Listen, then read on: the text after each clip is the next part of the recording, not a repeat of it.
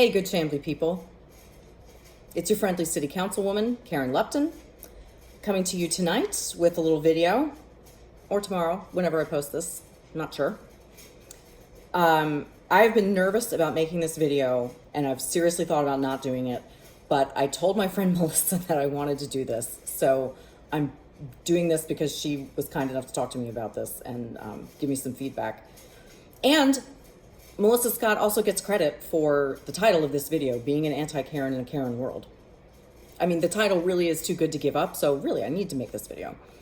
As you can guess by that title, I want to talk to you a little bit about my process through meeting with anti-racism work. I want to talk to you about it because I'm a leader in the community, and if somebody's going to talk about it, I mean, why not me? I'm not an expert, but I'm assuming that mostly white people are going to be watching this video. If something that I can share about my process or mistakes that I've made can help you move forward or do something positive that you didn't think you could do, then that's worth it to me. So I'm going to go ahead and make this video. So here we go. I didn't grow up with a lot of diversity, but I was very fortunate in the fact that when I went to college, I made friends with and was acquaintances with Black people who set me straight when I was unintentionally racist or when I was offensive and didn't realize what I was doing. Two examples come to mind, and I'm going to share them with you. I was talking with a friend. A whole bunch of us had gone to see Get on the Bus, that film about people traveling to the Million Man March in DC, Spike Lee film. A bunch of us had gone to see it, and I was standing there talking with my friend, and she was quoting a funny scene from the movie that included the N-word. And she said the quote, and I thought that scene was funny too. And so I repeated the quote back to her and said, oh, yeah, ha, ha, ha, and used the N-word. And my friend Joy, eventually, she didn't say anything to me right then, but she spoke to my fiance at the time and said, Karen doesn't know that that's not okay.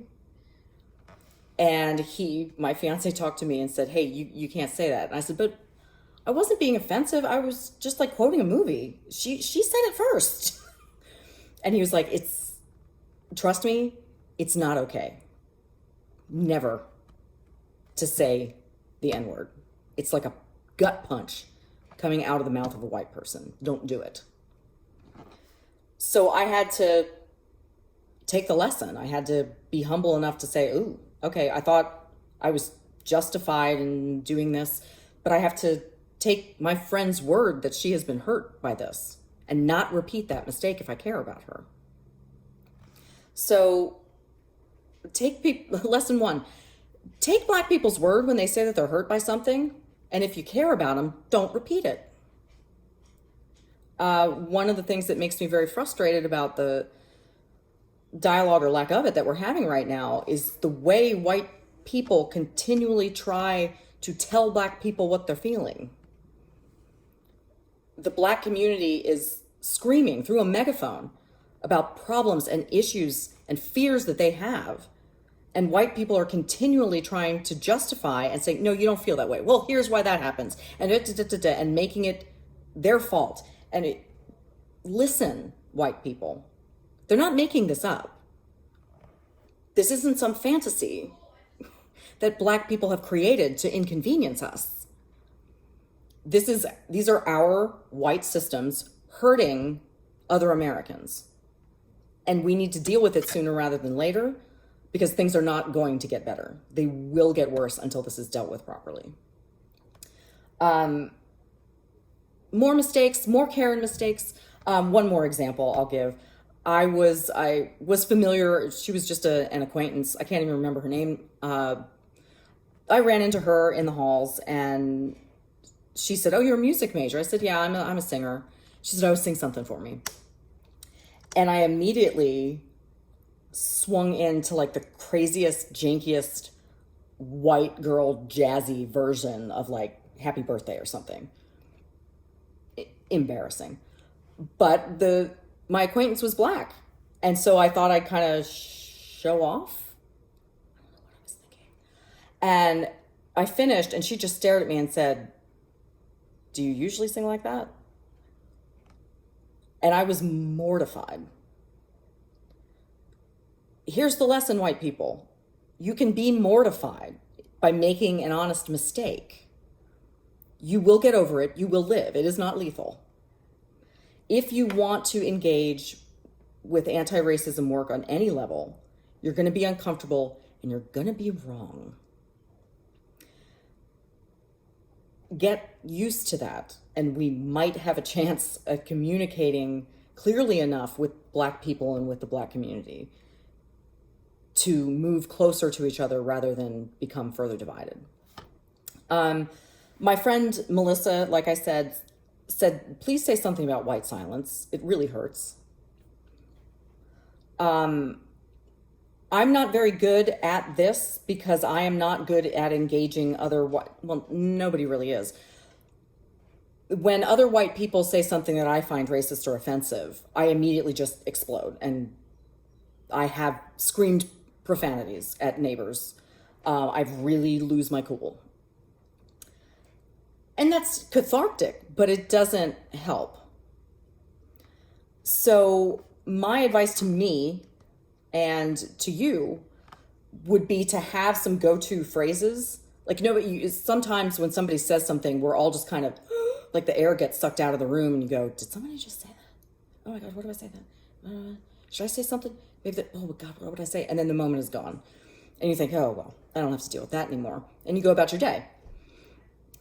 Instead, have a phrase or two in your pocket. My favorite is, "That's not okay." That's not okay. Another phrase is, "I don't think you realize the impact of what you just said. I don't think you realize how that makes other people feel." Or, "I'm not sure how I feel about what you just said. I'm not sure how I feel about that." Or asking a question. What do you mean? It is hard. There's a phrase, and maybe you've heard of it, called white fragility. White people tend to get very defensive very quickly when people try to confront us about our racism or prejudices. We instantly go into defense mode. I'm not a racist. White people, we need to drop it. Drop that "I'm not a racist" stuff, okay? Being racist is not just about wearing a white hood. Being racist is not about personal hate, even though it might be. Being racist is, I don't hate Black people, I'm not racist. That's not what this is about. I mean, so way not what this is about. This is about the fact that white people have built over centuries a system that is at the expense of Black people and every other person who is not white. And we keep investing in that system and doubling down in that system that devalues Black people's lives. And we're seeing the results of it today. Listen to what the Black community is saying. I could go on, but the most important thing is that white people, we try. We're the only people who can take this apart or pick at the threads to undo a little bit of the system that is hurting people. The best way to do this, I've offered, hey, read these books, do these things. The best and most effective way is to just be in relationships with people who don't look like you. Be in relationships. Get to know people that are outside your normal frame of reference. Because that's what makes things real. When we get relational about it, that's when we understand, that's when we are able to see someone that we love being brutalized by the police instead of just somebody else's person. I'm